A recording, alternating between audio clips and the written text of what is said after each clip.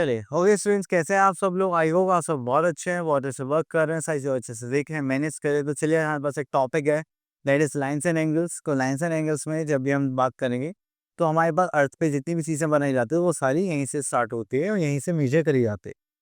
चलिए स्टार्ट करते हैं। सबसे पहले आता है the word geometry. Geometry means measurement of earth. तो अर्थ में जितनी भी चीज़ें हमारे पास मेजर करने की, वो हम किसके अंदर में देखते हैं? ज्योमेट्री में। अब यहाँ पर आता है हमारे पास सम इम्पोर्टेंट, ओके, तो यहाँ पर आता है some important term just like point.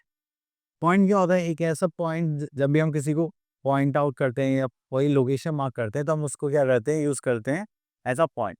तो पॉइंट इज़ अ डॉट, जिसको हम ऐसा रिप्रेजेंट करेंगे लोकेशन के लिए। अब देखिए, जैसे मुझे यहाँ पर फोकस करना था, ये हो जाएगा पॉइंट ए। यहाँ पर करेंगे दैट इज पॉइंट, हाँ, this is point B. Next we are having line. A line has no fixed length and endpoints. A line can be extended indefinitely in both the directions. ठीक है, तो यहाँ पर एक चीज़ क्लियर होगी कि हमारे पास जो लाइन है, उसके दो एंड पॉइंट्स नहीं होते और ना ही उसकी कोई फिक्स लेंथ होती है। हम उसको जितना चाहे उतना एक्सटेंड कर सकते हैं। Next we are having line segment. तो लाइन सेगमेंट में हम क्या देखेंगे कि हमारे पास क्या एक फिक्स लेंथ है। ठीक है, इसके दो एंड पॉइंट्स होते हैं, उसकी जो, हाँ, और इसकी जो डायमेंशंस होंगी वो क्या रहेंगी? फिक्स रहेंगे। जस्ट लाइक इसका सिंबल होगा MN बार। ठीक है, and line segments are named by putting the bar over the two end points and the line segment shown as NN। तो ये बात ध्यान रखना है, बस आपको इसके क्या होंगे? टू एंड पॉइंट्स होंगे, एंड ये जो है एक लाइन का पार्ट है। Next we are having a ray. तो जब हम रे की बात करते हैं, तो यहाँ पर क्या होता है? रे is a part of a line. It has one and point and goes इंडेफिनिटली in any one direction. ठीक है, चलिए, तो इतना हो गया। The end point is name first. तो जो आपका एंडिंग पॉइंट है, ठीक है, उसको आपको क्या करना है? पहले शो करना है। चलिए, इसके बाद यहाँ पर कुछ इंपॉर्टेंट टर्म्स आ चुके हैं, वो देख लेते हैं। चलिए, तो यहाँ पर आ जाते हैं।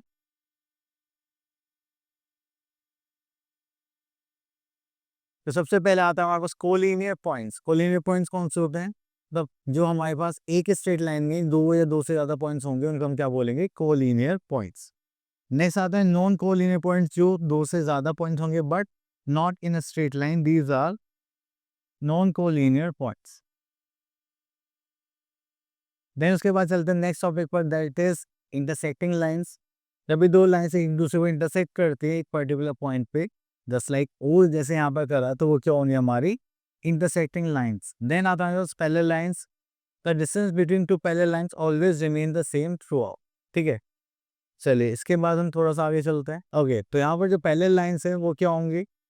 वो पैरेलल लाइंस वो लाइंस होते हैं जिनके बीच में जो डिस्टेंस है वो हमेशा क्या रहता है? हमारा सेम रहता है। Just like PQ is parallel to XY। चलिए, next we are having perpendicular lines. जब भी हमारी लाइन सेगमेंट या लाइंस एक दूसरे को इंटरसेक्ट करती हैं और एक एंगल फॉर्म करते हैं, that is 90 degree, that means these are perpendicular line. चाहे वो किसी भी शेप में हो या एक एंगल बना रहे हो, ठीक है, तो वो क्या होती है? हमारी परपेंडिकुलर लाइंस। देन उसके बाद जाते हैं हम अपनी एक्सरसाइज 70.1। यहाँ पर देखेंगे ड्रॉ अ पॉइंट फॉलोइंग। देखिए, अगर आपको पॉइंट बी बनाना है तो आप बना सकते हैं। जैसे लाइक ऐसे लिखिए यहाँ पर point, this is point and this is B. अगर आपको XY लाइन सेगमेंट बनाने हैं तो आप कैसे ड्रॉ करेंगे? आप एक रूलर लेंगे, मेरे पास एक स्ट्रेट लाइन का ऑप्शन है just like this, and then इसको बनाने के बाद में यहाँ पे क्या लगा दूंगा? एरोज, एंड यहाँ पे लिख दूंगा X and this is Y। ठीक है, अब देखिए, जैसे यहाँ पे बोलेगा नेम द फिगर शोन। अभी MN क्या है? MN एक लाइन सेगमेंट है, तो हम यहाँ पे लिखेंगे लाइन सेगमेंट।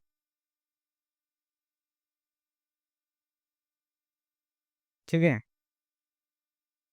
चलिए, उसके बाद चलते हैं आगे। Next we are having name the line segment in each of the following figure. अब देखिए, लाइन सेगमेंट की बात चल रही है, इसी फिगर का लिख लेते हैं। जैसे PS, then PQ, then SR, then RQ। ठीक है, इस ऐसा क्या करेंगे? यहाँ पर वाकई करेंगे। चलिए, तो यहाँ पर आता है look at the diagram given below and name the parallel sides perpendicular lines and intersecting line. अब देखिए एक ही स्ट्रेट है, एक ही ऐसा स्लैंटिंग में, आप इनको एक्सटेंड करेंगे तो क्या होंगे, इंटरसेक्ट हो जाएंगे, तो इनको हम क्या बोलेंगे, इंटरसेक्टिंग लाइन्स।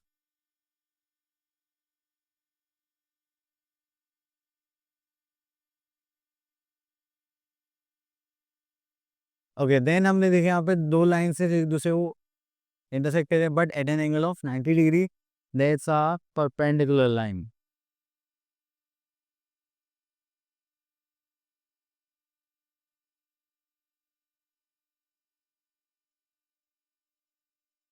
चलिए नेक्स्ट आते हैं हम अपने टॉपिक पर, that is drawing line segment. तो देखिए आपको जब भी कोई भी लाइन सेगमेंट ड्रॉ कर लिए तो आप उसके लिए क्या यूज़ करते हैं, रूलर। एंड वहाँ पर जितनी भी आपकी लेंथ होगी उसको आप यहाँ पर देखेंगे। चलिए अगर आप देखेंगे तो यहाँ पर हम एक स्केल लेते हैं, मतलब रूलर लेते हैं। एंड अगर आपसे कोई बोले कि आपको 5 सेंटीमीटर की लेंथ चाहिए तो आप यहाँ पर जीरो से पुट करेंगे, तो जीरो पर अपनी पेंसिल रखेंगे एंड देन यहाँ से ऐसे 5 सेंटीमीटर तक ज्वाइन करेंगे एंड दैट्स इट। इसको हटा देंगे तो यहाँ पर हो जाएगा आपका A B, this is 5 centimetre. अब हमारे पास आगे एक्सरसाइज 17.2 एंड यहाँ पर बोले गए क्वेश्चन नंबर 1 में draw line segment of the given length in your notebook, name them.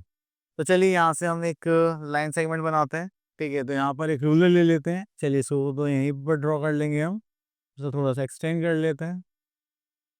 Okay, तो यहाँ पर आता है हमारे पास, जीरो से स्टार्ट करेंगे, यहाँ पर आ जाए 11 एंड दिस इज 0.5।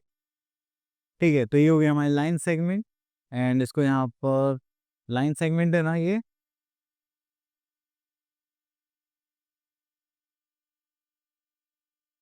तो चलिए इसका यहाँ पे नाम लिख देते हैं A and this is B and इसकी लेंथ हो जाएगी 11.5 सेंटीमीटर। चलिए इसके बाद आता है एंगल। देखिए एंगल बनाने के लिए हमारे पास क्या होता है कि दो आर्म्स होती है और एक कॉमन वर्टेक्स होता है, तो हमारे पास क्या बनता है, एंगल। अब देखिए जैसे यहाँ पर बोला गया है कॉमन वर्टेक्स बी से हमने दो आर्म्स ड्रॉ करे जस्ट लाइक दिस, तो ये क्या बन गया, हमारा एंगल फॉर्म हो गया बी पर। ठीक है, तो अब इसके बाद यहाँ पर अगर आपको नेमिंग करनी है तो आप ऐसे भी कह सकते हैं एंगल बी, या फिर आप तीनों पॉइंट्स तो लेके करेंगे just like angle A B C और एंगल सी बी ए। जो भी आपका एंगल लेना है वो हमेशा किस में आना चाहिए, मिड में आना चाहिए। ठीक है, चलिए उसके बाद आता है interior exterior of an angle. अब देखिए एंगल है हमारा यहाँ पर ऐसे, तो इसमें ए और बी देखेंगे, देखिए हो गया हमारा interior part. R S O ये एंगल के बाहर है तो उसको हम क्या बोलेंगे, एक्सटीरियर पार्ट। ओके, तो यहाँ पर आ जाते हैं हम एक्सरसाइज 17.3। यहाँ पर देखते हैं question number 1, name the angles given below. तो चलिए यहाँ पर एंगल देखेंगे तो यहाँ पर ए बी सी, तो हमारे पास एंगल के नाम क्या हो जाएगा, एंगल ए बी सी, तो हमें एंगल बी लेना था। चलिए उसके बाद आगे चलते हैं, क्वेश्चन नंबर 2 पे आते हैं, नेम ऑल द एंगल्स। चलिए तो यहाँ पर लिखना स्टार्ट करते हैं। तो हमारे पास angle A O B, this is angle A O B. Then angle B O C, तो यहाँ पर आ जाएगा angle B O C. Then आ जाएगा एंगल ए ओ सी, यहाँ पर आ जाएगा एंगल ए ओ सी। ठीक है, चलिए इतना करने के बाद फिर हम आगे चलते हैं। तो यहाँ पर आता है हमारे पास, see the figure in the mark 3 points and exterior interior. चलिए क्वेश्चन नंबर 5 पर आ जाते हैं।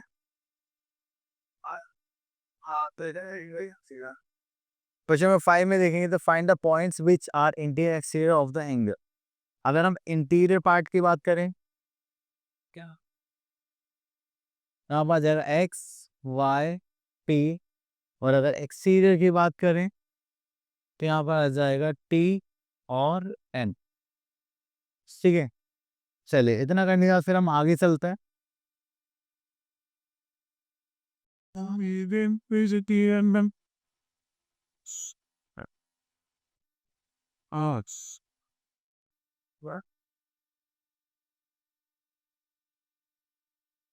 ओके, तो चलिए यहाँ पर आता है हमारे पास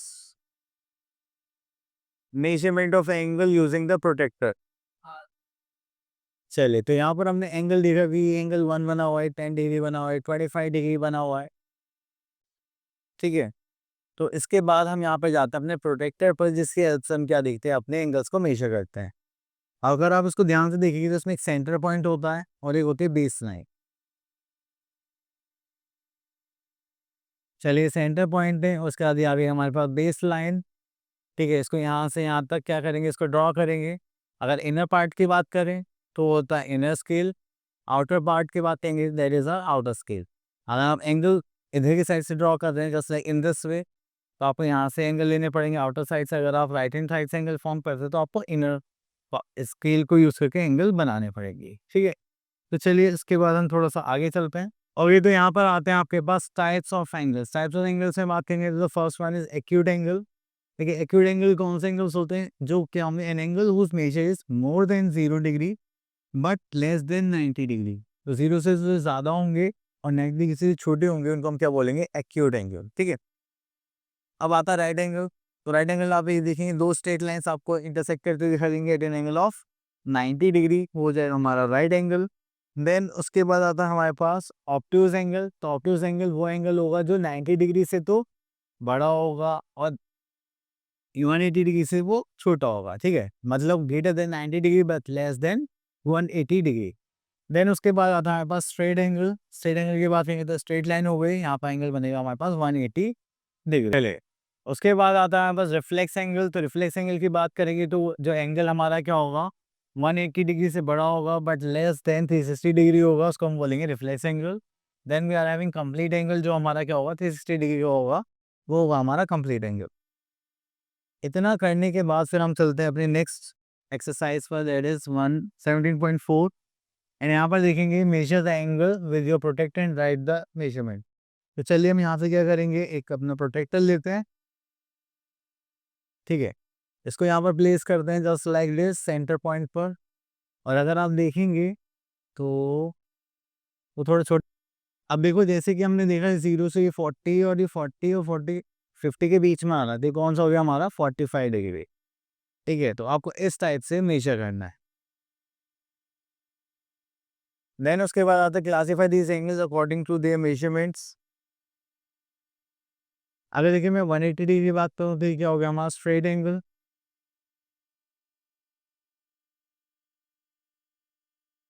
ठीक है, अगर आप 210 की बात करते हैं तो ये क्या हो जाएगा आपका रिफ्लेक्स एंगल।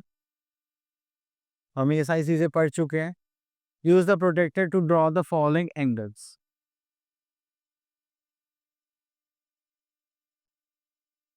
चलिए, तो यहाँ पर आता है हमारे पास 110 डिग्री का एंगल बनाते हैं with the help of protector.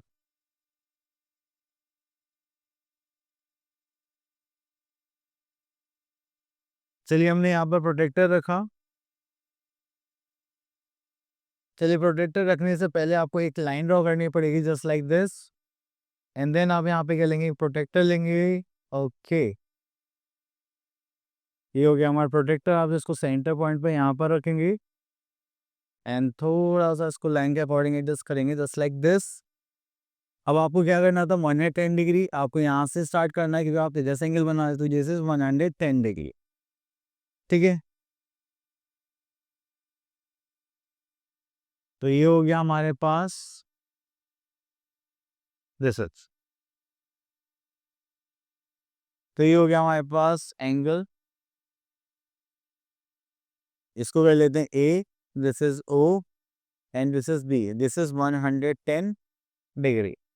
ठीक है, चले उसके बाद फिर वो वापस लेकर आते हैं यहाँ पर, तो ऐसा कुछ नहीं है। आगे चलते हैं।